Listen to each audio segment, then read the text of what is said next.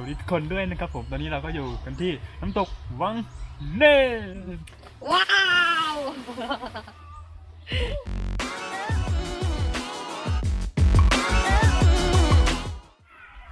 สวัสดีค่ะทุกคนวันนี้เราอยู่ที่น้ำตกวังเนนนะคะนี่คือโฉมหน้าผู้ร่วมทริปของเราวันนี้นะคะว้าวชื่ออะไรรายงานตัวหน่อยเร็วชื่ออีดัจจริต นี่นะคะโสดไม่มีแฟนใครอยากเปย์ใครอยากเปย์เปย์ได้มาค่ะจะเปย์ใครเปย์ไปเล่นน้ำไปกับพี่อันนะชมหน้าคนนั่งเฝ้าของนะคะเพราะว่าสมบัติเราเยอะมากแล้วก็น้ำก็ลึกมากว่ายน้ำไม่เป็นถ่ายรูปอีกถ่ายรูปทั้งวันไม่ได้รูปอยู่ม้าเล่นน้ำเลยมาถ่ายรูปย่างไปเบอร์แห้งดอกไป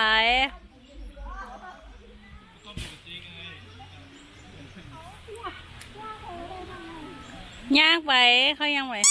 มึงก็ไหวไปเลยอันหนามาด้วยแอมลึกหรือเปล่าว่ารองเท้าใส่รองเท้า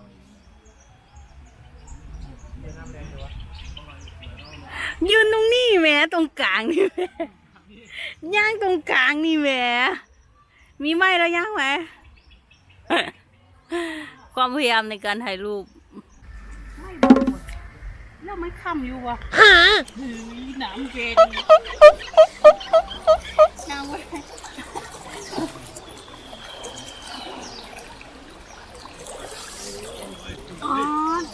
ฟาดหยังนั่งลงเพลงตรงนี้นั่งลงเพลงอ่ะตรงนี้มัน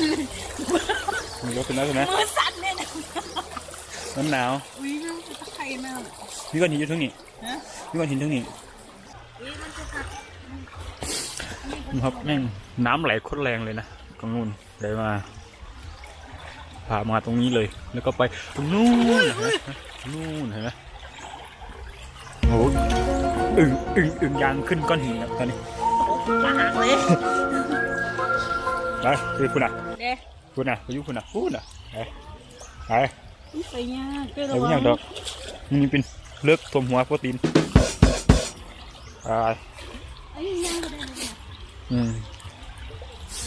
ไปลงไปโอเคเดี๋ยวขอตัวไปถ่ายรูปกันก่อนนะครับผมตอนนี้เราก็ถ่ายรูปเสร็จเรียบร้อยสีแก้วนางแบบจำเป็นนี่เรากำลังจะเดินกลับน้ำไหลแรงชิบหายเดี๋ยวสนใจย่างกลับมาถือกล้องถือเลยจุ๊ยมันก็คุ้มเหมือนนี่มีมือปืนทำแรงคนแรงอ่ะดูดิน้ำคือไม่เลยทำแรงคนแรงอ่ะคือไม่เว็บเป็นตะยานก็ย่างเองไม่มันเบามือปืนครับตอนนี้เตรียมพร้อมจะยิงเหมือนเราจะยิงปลาดูคนหลังคนหลังแม่งอาวุธแทงปลาครับผมโอ้เดินยากเราต้องเดินดีๆตรงนี้น้ำมันไหลแรงมากแรงที่สุดคือตรงนี้ตรงนี้โคตรแรงเลยตอนนี้แพเขากำลังมาแล้วเราต้องยิง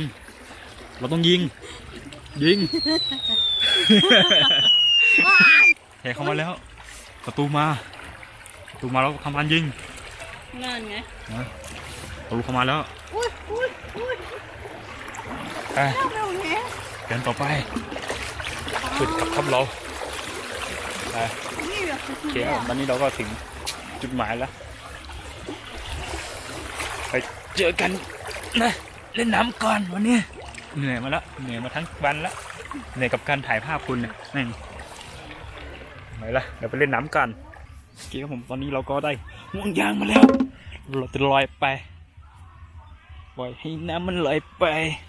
ตอนนี้ขอลงน้ำก่อนนะครับแล้วเราก็จะเข้าห่วงยางนะครับแป๊บนึง เข้าไงวะเนี่ยมาดูวิธีการเข้าห่วงยางครับวิธีการเข้าห่วงยางปึ๊บไอ้นี่แล้วก็เราจะลอยไปตรงนู้น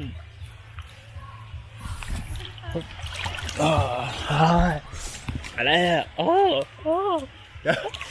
ยังเก็บชิบหายอะไรอ่ะอ๋อ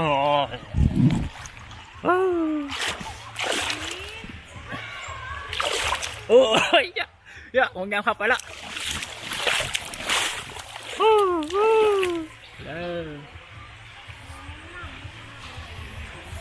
ไปแล้วครับผมไปแล้วไปแล้วไปแล้วไปแล้ว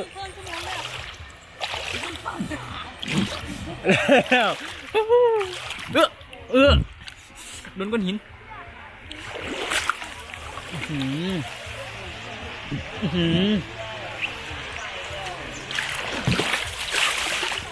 เฮ้ยไปไหนวะไปแล้วครับผมตอนนี้ว้าวเย็นจริงๆเฮ้ยอันนี้ดิเฮ้ยเจ้าโอ้โหเกือบเลยอ่ะนั่งใช่ครับแตกแล้วเนี่ยหูครับแตกเลยครับน้อง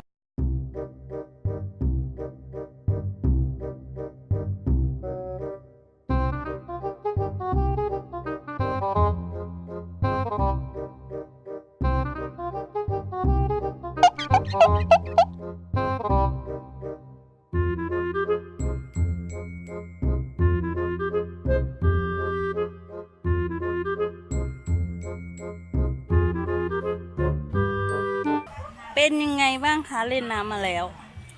รู้สึกไง หนาวรู้สึกหนาวผม หนาวแล้วกินเป๊ปซี่เนี่ยนะ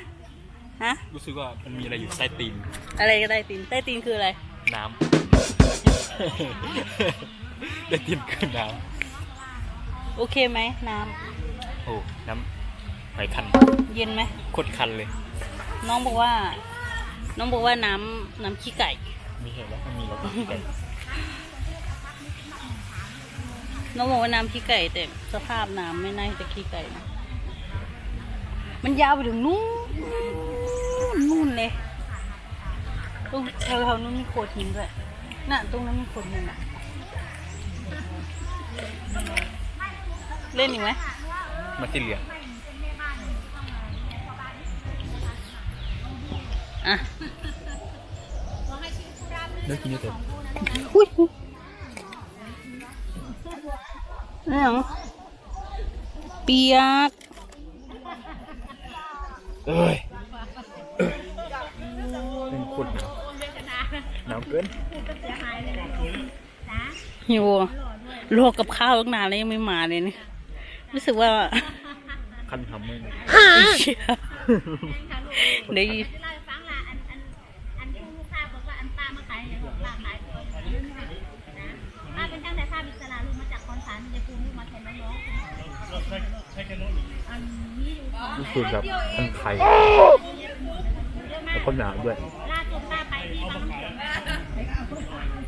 ไอ้หนาวไม่เท่าไหร่หรอกแม่งไอ้คันไข่อยากหนาวที่หาย มันใช่เหรอมันใช่เหรอคะคุณขูดหิน พี่ตั้งเอง ขูดหินสวยมากอยากลงไปตั้ง พี่ตั้งเอง แต่น้ำมันลึกว่ายน้ำไม่เป็น ตั้งประมาณ10 นาทีแล้ว ขี้หมู 10 นาที10 นาที เขาตั้งไว้ เราตั้งไว้แล้วเรายกขึ้นไปอีกก้อนเดียวก็เราตั้ง ใช่ไหม เราต้องเอาชุด ทำไมของนี่นะคะของเรานึกว่าเราย้ายบ้านมา เราชุดเลยไอ้น้ำนี่มันเป็นน้ำพิเศษ ทำไม ลงไปปุ๊บเย็นเจี๊ยบเลยแม่ง ไหนวันนี้ใส่เสื้ออะไรเล่นน้ โมเดลเจ้าช่อง ำใช่ช่อง NBT 007ไหม ใช่ ต้องกด Subscribe ไหม กดมันเสื้อตัวนี้มันจะปิวตอนเมื่อถึง 10,000 ซับมันจะปิว ต้องรีบกดแล้วล่ะ เสื้อจะได้ปิวออกสักที อยู่ลงหอ ไป มา หาเล่นก่อนแล้วเจอกันใหม่ไปละ ถาม